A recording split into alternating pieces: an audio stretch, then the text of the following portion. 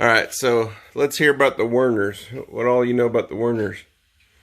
Well, Daniel Werner came over from Germany, from Suhr, Germany, with his brothers back in 1865, I believe. And they landed in St. Louis because the Missouri state has so many beautiful trees and hills. It reminded them a lot of Germany. They came over mostly because of religious difficulties. They left it over there, their sisters, which were redheaded, and they were nuns, the Catholic Church. When they got here, most of them turned Lutheran or evangelical. But Daniel and his sons came over and started a business downtown. It was downtown someplace, and they had worked in with metal over in Germany. They came over here, and they made bridles and repaired harnesses and things for the horses and wagons. But anyway, then he married his first wife, and they had a lot of children. I don't know how many was it, 12, 14, something. Quite a few. And with one of them was his son John. And John married a Lillian Roth. And with them, they had Louisa, and George with Georg, and Catherine. And George married Opal Marie Myers, and that's where I came in. But the Werners all played instruments, whether it be guitars or pianos or and my great uncle Frederick would go on stages and yodel. He could yodel real good, and he'd go on different things and stages and perform. And one of my cousins played the violins, and she was down at the Philharmonica downtown for years in the orchestra. But all of them had talent. They played pianos or something. They'd all get together for birthdays. And they bring cakes and stuff. But they're all very hardworking, good people. But through the generations, the women married out of the German race. They married into the Irish and things and weakened our bloodline. And then we got some really good ones out of that bunch. But I married Barry Bunting, and I had Barry Stanley Jr., which we called Skip, and then my beloved daughter Pat, who wound up to be a nurse, an LPN, but she got killed in a crash very young. But she in turn left her two boys, Dominic Daniel and Scott Barry Nettles. And when they stayed with me most of their life, off and on. And Nick died so young too. He was only 40 years old. He died of diabetic coma. But Scott lived on to aggravate me. Right now he's taking a picture after we spent a most wonderful week together. He came back to spend a little time with his old grandma. But the Werners loved this. Oh, and then my great-grandfather on my, his great-great, the Roth came over here from Germany. And the Roths landed in Galveston, where the Werners landed up in New York. They came through up there by the Statue of Liberty. But my other side was the Ross, and they landed in Galveston. And Grandpa had lost his wife on the boat coming over, and left him with a little infant boy. When he got here, he left the boy with a couple while he rode with the Rangers.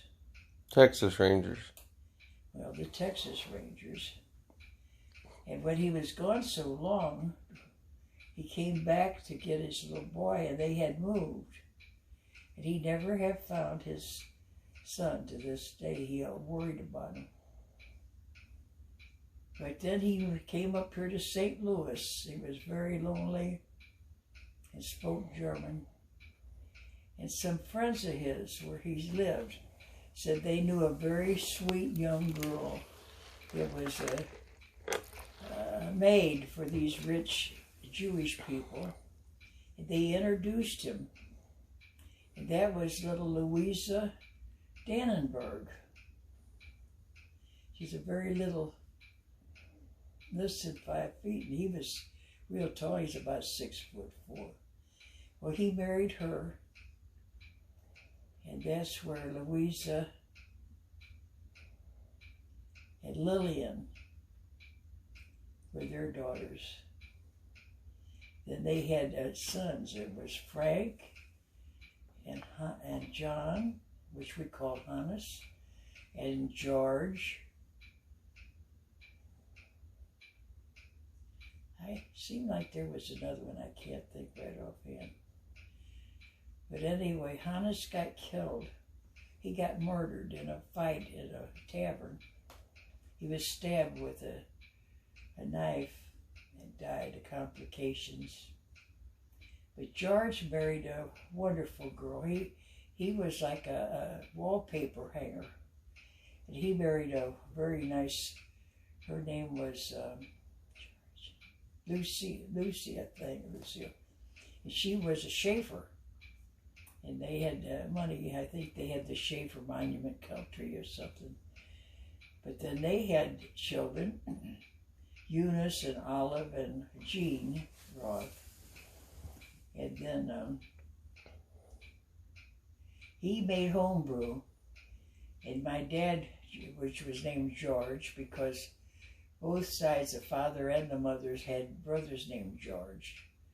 So they called him George. And we go over to Uncle George's house for his birthday. And my dad would take him a can of malt, which during the war was hard to get. But he needed that to make his homebrew. And they would give us give my dad a big glass of ice cold homebrew. And the foam on it was so thick. And I asked Dad, could I have some of the foam? And I sit there as a little girl and I drink some of the foam. It would make me so dizzy I'd have to hang on to the chair because I'd get dizzy. Just drinking the foam. Oh, that was good homebrew. But then Frank married Aunt Sarepta. And they had one son, Alan Roth. He never married, but he went in a service overseas in Brazil during the Second World War. He was in the army. He was very talented. He was an artist. He could play the Hawaiian guitar. But he never married. He had any children. But my Aunt Louise, which was from my grandma Lil and John, had a son named Ralphie. They called him Fritzy when he was little, Fritz, because he had the German side. But his father was Irish and French. But he was an alcoholic. And then he died when Ralphie was only 15 years old. So as Ralph grew up at his grandmother's house with his mother, who worked for Young and Miller Pie Company. And but as he grew up, he joined the army during the war, and he was a regular. He was in till he retired at a late age. I don't know how old he was, But in time, he had this combustion in his apartment. One time he was sitting in the kitchen, and his body burst into flame, and he burned to death. He never had married or had any children. Self-combustion. Yeah. And then there was Catherine, and she married an Irishman, Lenny Clark. And through that, they had my cousin Joyce Clark. And she in turn she married a Mexican guy, and his name was John Rangel. And they had a son, Johnny, who later, when he was a young boy, hung himself. And then they had his sister, Renee. But then Joyce remarried someone else, and she has Angela Suzanne, who married the Gannons later on, these very wealthy people in St. Louis. They too were Irish. And then she had Michelle. That was by her last husband, Bob. And Michelle had two boys, Chase and, what's that other one's name? Travis. Travis. Very nice boys. But, Now, your grandmother or your great-grandmother had a father in the Civil War? that's the Musgrave side, honey. That's not the one. That was your mother's mother, though, right? Yeah, that was the Musgrave side. That's not the Werners at all.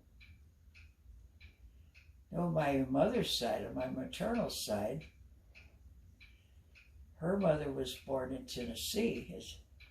It had a wet nurse, mammy, colored mammy as they called it back then. And her great-grandfather was a colonel, Colonel Musgrave. But her grandfather had been a captain in the Tennessee Rangers, or whatever they called it back then. But they owned a pencil company, we found out, Musgrave Pencil Company years ago. But she came in, she and her sisters and her two brothers, Daniel and Samuel. Then she had a couple of sisters, Ada and Effie.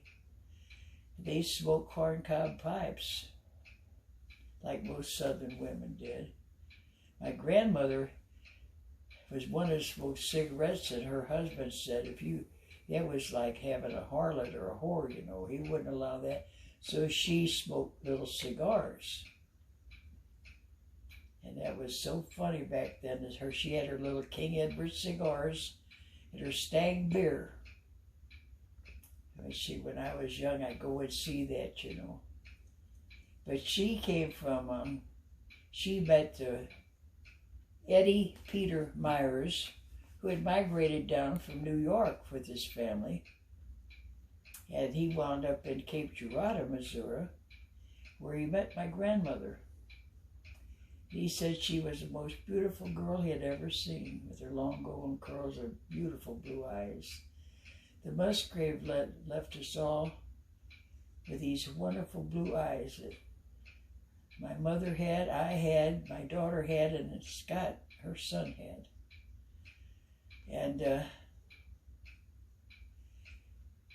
anyway, they got married in Jackson, Missouri.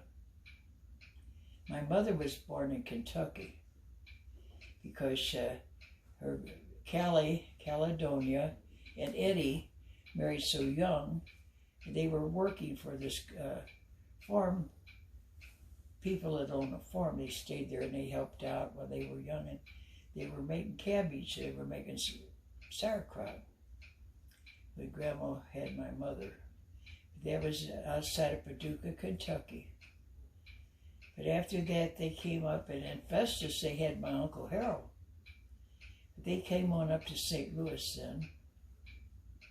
And then years later, they had my Uncle Gene, which was a year older than me, and my Aunt Dolores, which was a year younger than me. And And they always lived in great, big, beautiful homes. My grandfather had come from money years ago, and he always liked to frame homes with upstairs bedrooms, big, big old homes. Where on my Werner side, they liked little brick houses because they thought they were more secure. Of course, my grandfather, John Warner, had been a tuck pointer, so that figures that he'd want the brick homes. But Dad never did buy a frame home. He didn't think they were sturdy enough. But then years later, my dad, when he married my mother, Opal, they had me. And then years later, I was born at the St. Louis Maternity Hospital in St. Louis. And my father was too. Though he was born at home, but it was St. Louis. But we lived down in the city back then. You could live in the city. But in time, we gradually worked farther and farther. South, I guess it was. No, west. Because one of my fondest memories was when I lived on 4571 Maffett as a young girl and a teenager. And my mother had left when I was very young. It was during the war years. In fact, December the 7th, 1941, I just come home from kindergarten. I mean, not kindergarten, forgive me, from Sunday school. And I turned our radio on because we didn't have television. And I heard that the Japanese had bombed Pearl Harbor. And at that time, I didn't even know about Pearl Harbor, where it was or anything. But when I woke my dad up and had him listen, we were shocked. And then right after that evening, Roosevelt, who was our president, and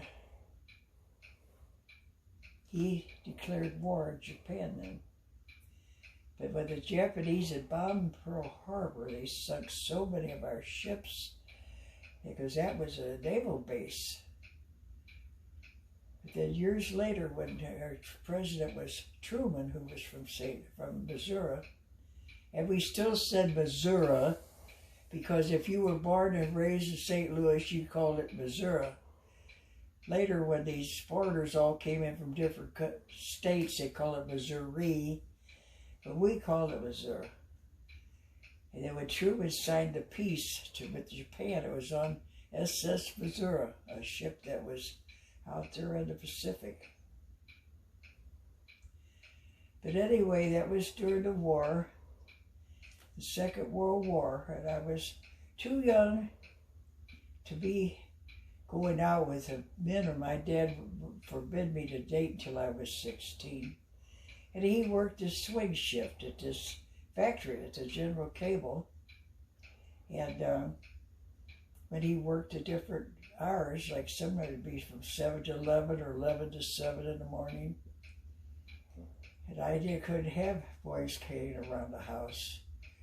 And I had a lot of sweet girlfriends that came to visit me, and we danced and played records and music all the time.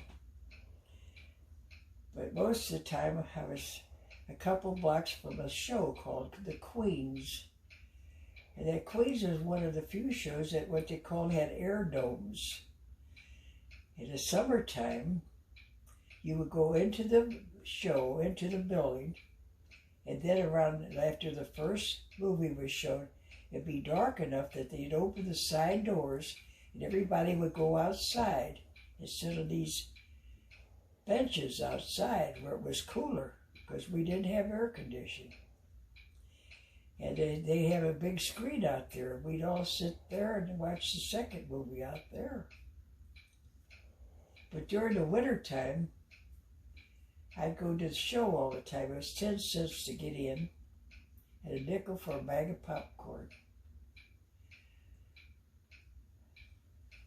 But if they, on Thursday and Fridays, they gave dishes away, but you had to pay the adult ticket price, which was a quarter.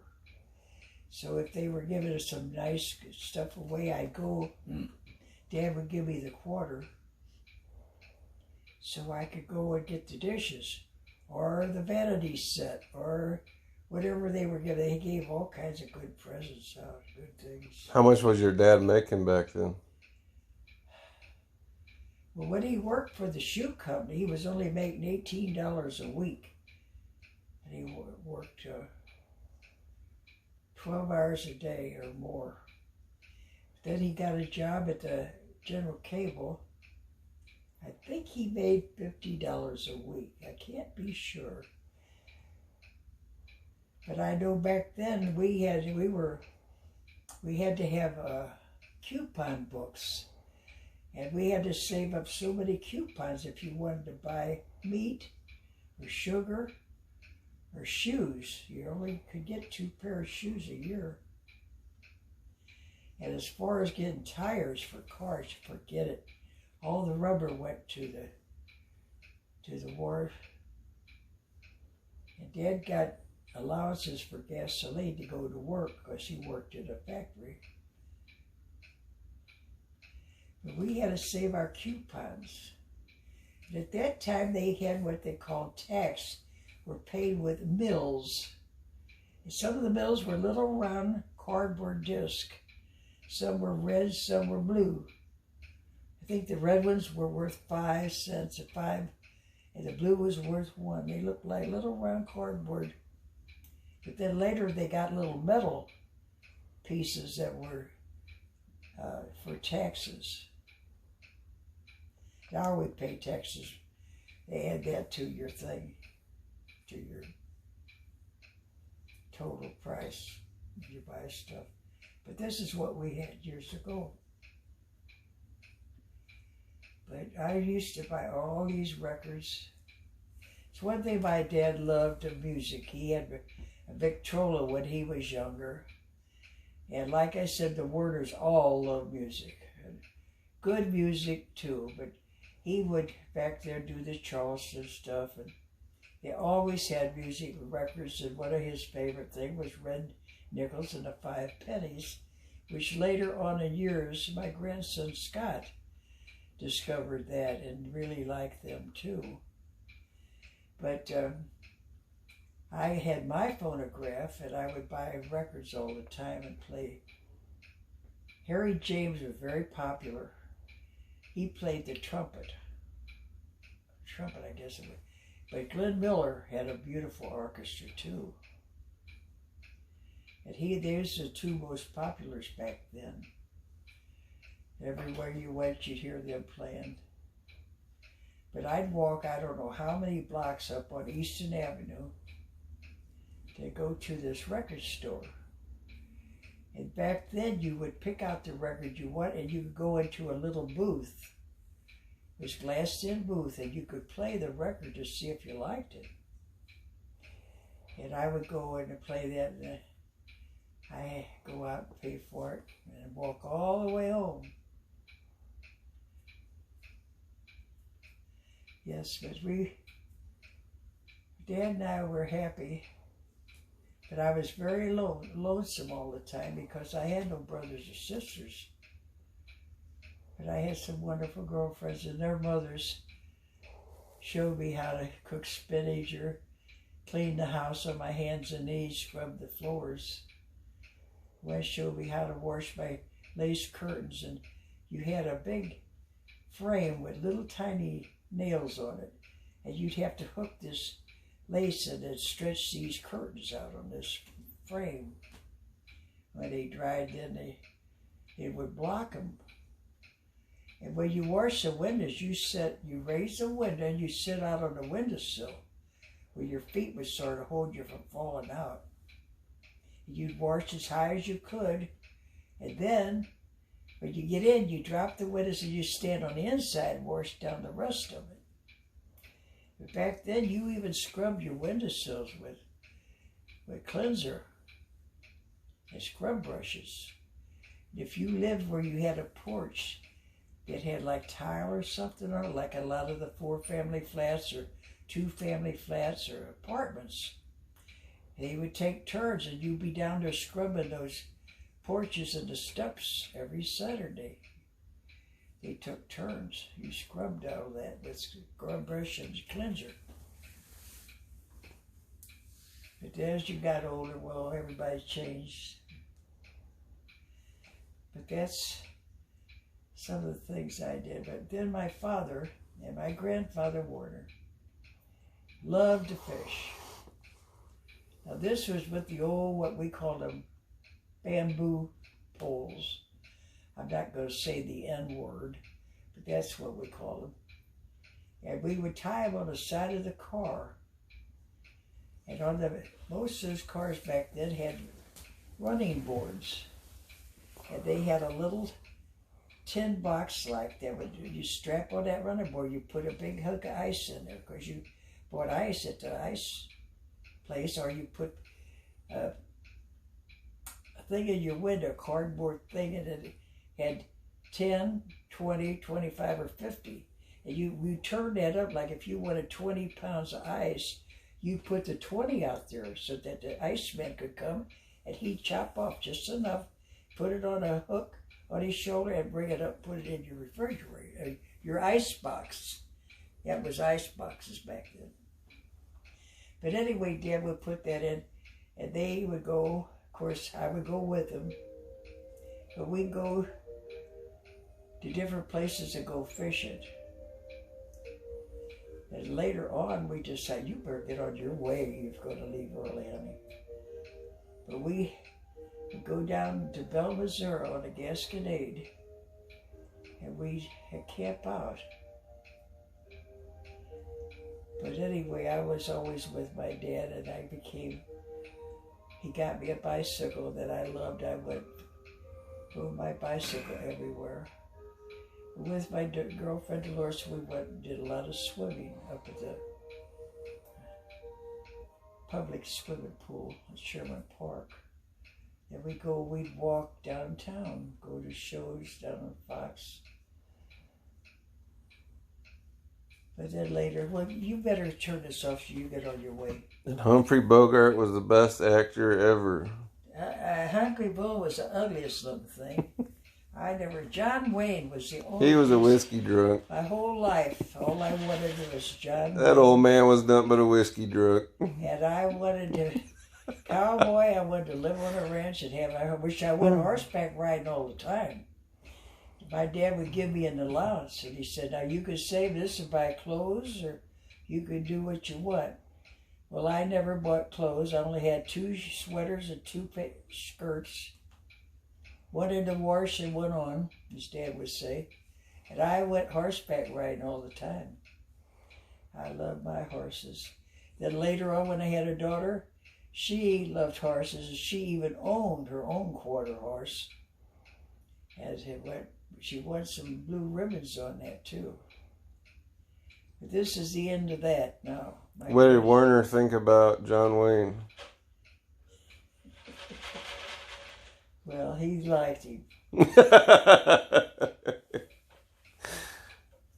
Till next time. Love you. God bless. God bless. 2020. Yay, Grandma's going to be 100. Anyway, I hope there's something better. You can